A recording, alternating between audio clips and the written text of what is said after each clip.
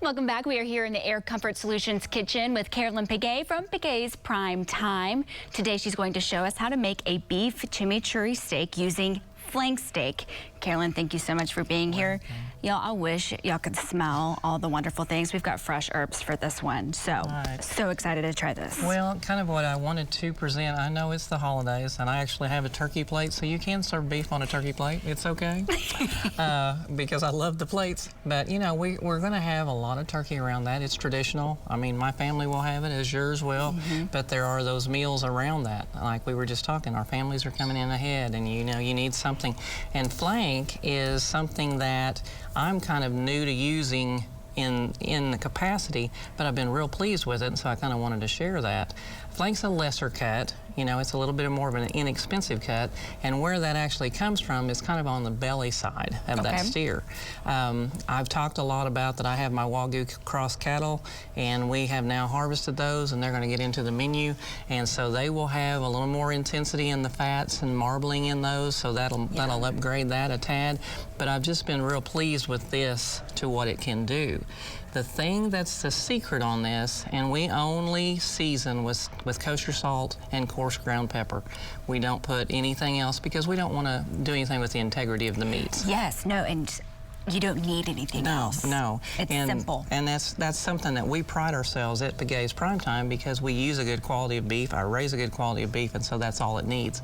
So we simply just took a 2-pound flank. We salt and peppered both sides of it, and then I use this little grill that I have in my kitchen, or you could use your outside grill.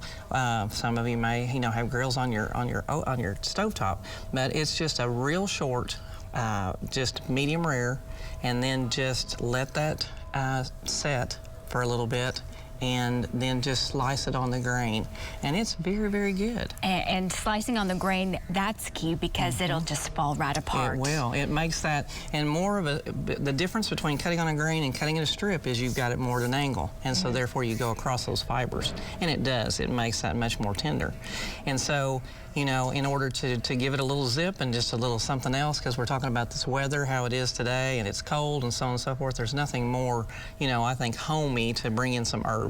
So we've introduced parsley and then oregano and thyme, and we've paired that with some red wine vinegar, olive oil, some red pepper flakes for a little bit of spice, and then salt and pepper and garlic and shallots, and then we just mix that into a sauce. And here I have my conventional, you know, good old mayonnaise. You want it to look like this, yeah, that consistency. Kind of that consistency. Okay. And then you can just distribute that over your steaks. I made these into pieces. You know, if you want to do that, that'll also work.